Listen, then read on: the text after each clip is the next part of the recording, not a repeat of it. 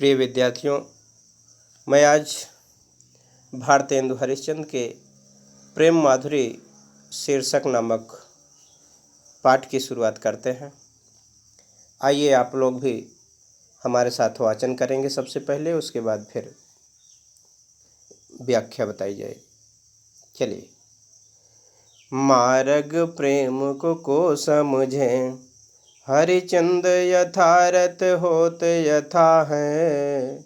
लाभ कछु न पुकारन में, बदनामी ही होने की सारी कथा है। जानत हैं जिय मेरो भली विधि, और उपाय सब व्यर्था है। बांवर हैं ब्रज के सिगरे, बांवर हैं ब्रज के सिगरे, मोहि नाहक पूछत कौन व्यथा है। बांवर हैं ब्रज के सिगरे, मोहि नाहक पूछत कौन व्यथा है। प्रिय विद्यार्थियों, अगर इस पद के संदर्भ को देखा जाए तो थोड़ा सा जान लेंगे। यदि आप संदर्भ लिखना चाहते हैं तो इस तरह से लिखेंगे कि प्रस्तुत पद हमारी पाठ्यपुस्तक में संकलित प्रेम माधुरी शीर्षक से उद्धृत है, जिसके रचयिता माँ शारदे के प्रतिभावान पुत्रों में भारतेंदु हरिश्चंद्र जी। ठीक है। इसमें अगर प्रसंग की बात की जाए तो इसमें भारतेंदु जी विरह से व्यथित एक गोपिका की व्याकुलता का वर्णन बड़ा ही मार्मिक ढंग से वर्णन किया है। ठीक है विद्यार्थियों, तो आइए हम व्याख्या की ओर चलते हैं। आइए देखेंगे कि मार्ग प्रेम को समझे, हरिचंद यथारथ होत यथा है। प्रिय विद्यार्थियों, इसमें एक गोपिका अपनी सखी से कहती है कि मार्ग प्रेम को समझे। इसमें दूसरा को जो आया है दोस्तों, उसका अर्थ होता है कौन। ठीक है। वो अपनी सखी से कहती है कि ऐ सखी, मार्ग प्रेम यानी कि प्रेम की मार्ग को समझे, कौन समझ सकता है, अर्थात कोई जानने वाला नहीं। कहा कि ऐ सखी, हमारा कन्हैया के प्रति जो स्नेह भाव है, जो प्रेम का मार्ग है, उसको जानने वाला कोई नहीं है। और कहा कि यथारथ होत यथा है। यथारथ मीन्स होता है यथार्थ, वास्तविकता। कहा कि ऐ सखी, भगवान कन्हैया के प्रति मेरा जो स्नेह भाव है, जो प्रेम का मार्ग है, उस प्रेम के मार्ग में क्या सच्चाई है, उसमें क्या यथार्थता है, उसको जानने वाला कोई नहीं है। फिर से देखेंगे कि मार्ग प्रेम को समझे। कहा कि ऐसे कि प्रेम के मार्ग में क्या वास्तविकता है, क्या सच्चाई है, उसको आज कोई जानने वाला नहीं है। और कहा कि लाभ कछु न पुकारन में, बदनाम ही होने की सारी कथा है। कहा कि ऐ सखी, इसलिए लाभ कछु न पुकारन, पुकारन मीन्स बुलाना।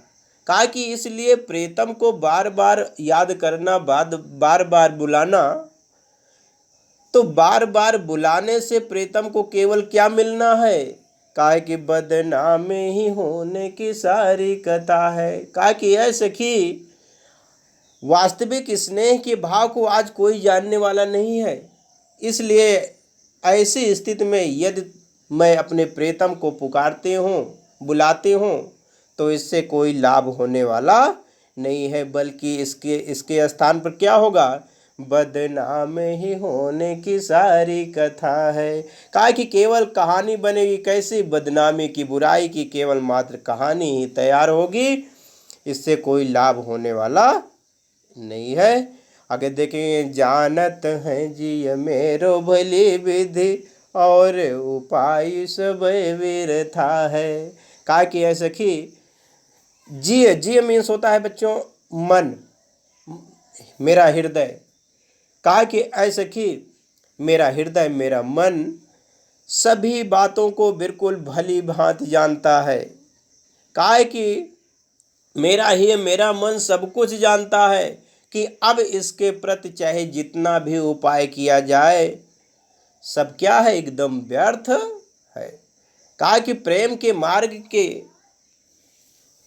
की सच्चाई को आज बिल्कुल कोई जानने वाला नहीं है। उसमें क्या यथार्थता होती है, क्या सच्चाई होती है, उसको बिल्कुल जानने वाला कोई नहीं है। अगर इसके प्रति मैं चाहे जितना भी उपाय करूं सब क्या है, एकदम व्यर्थ है। आइए अगली लाइन को देखेंगे तो प्रिय विद्यार्थियों, और कहा कि बावरे हैं ब्रज के सिगरे, मोहि नाहक पूछत कौन व्रथा है। और कहती है कि ऐ सखी, ये ब्रज के जितने भी लोग हैं सभी बावले हो चुके हैं, पागल हो चुके हैं। बावरे मीन्स पागल, ब्रज मीन्स ब्रज के लोग, सिगरे मीन्स सभी। कहा कि ब्रज के सभी लोग एकदम बिल्कुल बावले हो चुके हैं। कहा कि ये जानते हैं कि मेरा भगवान कन्हैया के प्रति मेरा जो व्याकुलता है, जो विरह भाव है, वो भगवान कन्हैया के प्रति है।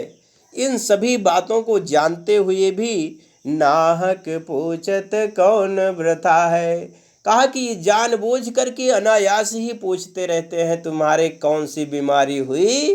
व्रथा मीन्स समस्या, बीमारी, व्याधि, ठीक है। तो कुछ भी कहेंगे। कहा कि फिर से देखेंगे, बावर हैं ब्रज के सिगरे, मोहि नाहक पूछत कौन व्रथा है। कहा कि ऐसे कि ये समस्त ब्रज के लोग एकदम बावले हो चुके हैं। ये हर बात को जानते हैं कि मेरा विरह किस लिए है, लेकिन अनायास ही मुझसे क्या करते हैं, नाहक पूछत कौन व्यथा है। कहा कि ये सब अनायास ही पूछते रहते हैं कि तुम्हारे अंदर कौन सी समस्या, कौन सी बीमारी हुई है। ठीक है बच्चों, तो इस तरह से आप व्याख्या को आप समझ पाए होंगे। एक दो बार वीडियो को देख लेंगे तो व्याख्या समझ में आ जाएगी। और बच्चों, मैं थोड़ा सा आपको बताना चाहता हूँ कि इस पंक्तियों में, इस पद में अगर यदि आप काव्य सौंदर्य लिखना चाहते हैं तो सबसे पहले हेडिंग डालेंगे इसमें रस क्या है। रस अगर देखा जाए तो बेटा इसमें वियोग श्रृंगार रस है। और यदि अलंकार की बात की जाए तो इसमें अनुप्रास अलंकार का समायोजन किया गया है। और छंद की बात किया जाए तो इसमें सवया छंद है। और भाषा की बात किया जाए दोस्तों, प्रिय बच्चों, तो इसमें ब्रज भाषा, ठीक है। इसको आप कलम और कॉपी से लेकर के बिल्कुल नोट करते चलेंगे। और गुण की बात किया जाए तो माधुर्य गुण। हमेशा ध्यान दीजिए दोस्त प्रिय बच्चों कि जहाँ पर श्रृंगार की बातें हुई रहती है वहाँ पर हमेशा माधुर्य गुण होता है। और शैली की बात किया जाए तो इसमें मुक्तक काव्य शैली है। और शब्द की शक्तियाँ की अगर बात किया जाए तो इसमें व्यंजना शक्ति है। तो अगला पद लेकर के हम फिर आप लोगों के सामने फिर जल्दी से उपस्थित होंगे। तब तक के लिए सबको बहुत बहुत धन्यवाद।